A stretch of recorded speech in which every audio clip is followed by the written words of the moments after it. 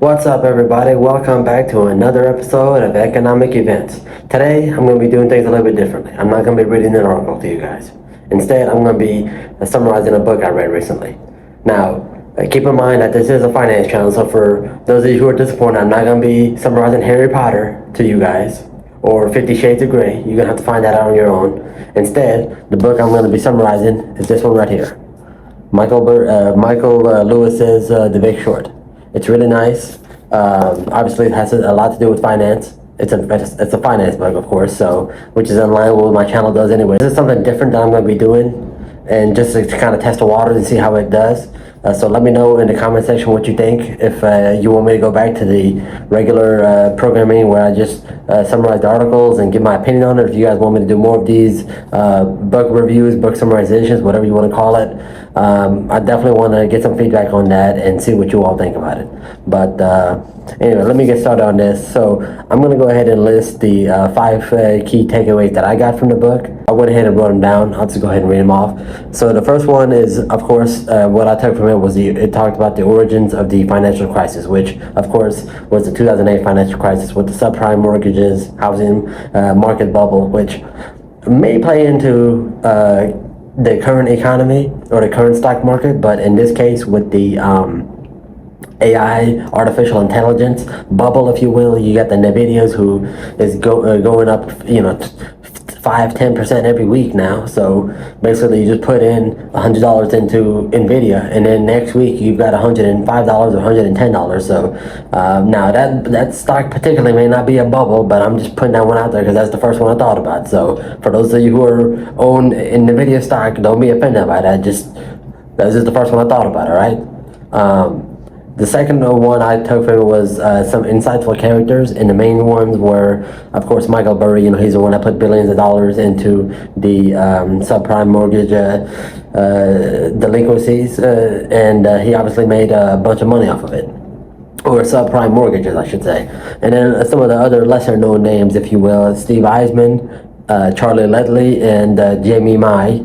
They also predicted the collapse, and they made several $billions off of it. So of course, well, their hedge funds did, but interestingly, Charlie Ledley and Jamie Mai. Now, if I'm messing up their names, that's my bad. I'm not the best at pronouncing names. Of course, you all know with the previous videos, but nonetheless, they had a small hedge fund, and of course, when you have a small hedge fund, you're less tolerant to risks than some of these bigger ones, because you don't have as much to play around with. You don't have as much of a well-known name out there to kind of take on the big risks, if you will. So I thought that was interesting. And then the other takeaway I got from it was the complex financial instruments. Obviously Michael Lewis explains in the book about the financial instruments like the mortgage-backed securities, MBS for short, and the collateralized debt obligations, which obviously played significant roles in the crash as well, or the crisis. What's funny about this book right here is it mentions how, now I don't know how they ended up in there. You have to find that out on your own when you read the book for yourself, or if you read the book for yourself. But they talk about a story about they were in a strip club. I'm sure it was the really good food, the buffet, the shrimp and sauce, I guess is what really caught their attention there. They got to talking to one of the strippers there, and she mentioned how she owned 3 houses. Now, I don't know what kind of money strippers were making back then or even now, because I'm not one, but nonetheless, it'd be kind of tough to own 3 houses, whatever kind of income you got, unless you're a multimillionaire or something. I don't know, you were inherited. And I think they talk about in the book that she was not even, I think, 40, she was maybe like 30 years old, 35 years old, so, not like she was, 50 years old stripping, which maybe there's a 50-year-old stripper out there that she may or he may be offended, possibly, but hopefully not. But my guess is if she was a stripper, that she was a little bit on the younger side. So, the fourth takeaway that I took from this was the Wall Street's role in it.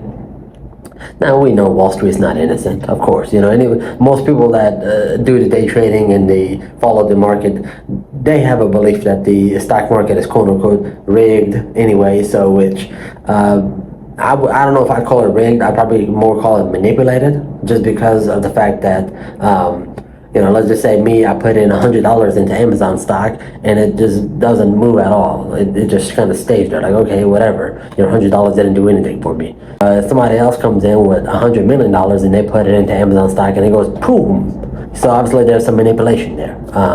And then you can play around with it where, you do, let's just say you buy 50 call options, and then you go ahead and put that $100 million into Amazon stock and just gets that huge pop.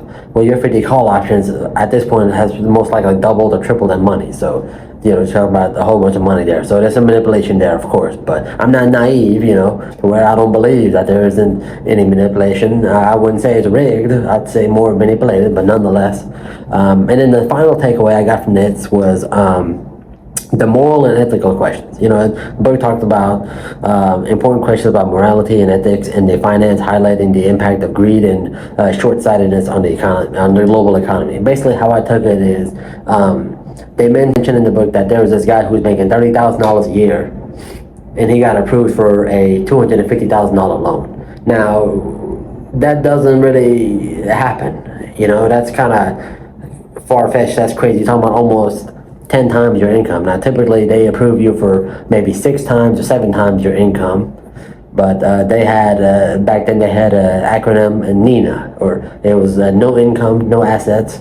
Here's a house for you, whatever. As I alluded earlier with the stripper with the 3 houses. So these were the 5 takeaways that I got from the book, and at any point, I'm sure that you're able to put together that any of these 5 takeaways are current with today's market. So I think that this is definitely a really good book right here to read. And let me know what you think in the comment section down below if you enjoyed this, if you like what I did today with this, and if you think I should do more book summaries, book reviews, whatever. I just wanted to try something different out and just see what happens. So I hope you enjoyed this one. Remember to like the video, as always, subscribe to the channel, hit that little bell next to my name, that way you get notified every time I post a brand new video. And I do enjoy the commentary that's on there. I don't always get a chance to reply to all of it, but I do read them all, so it is enjoyable nonetheless. I do enjoy the feedback, so good, bad, and ugly, I'll take it all. So I'll catch you all on the next one. Bye.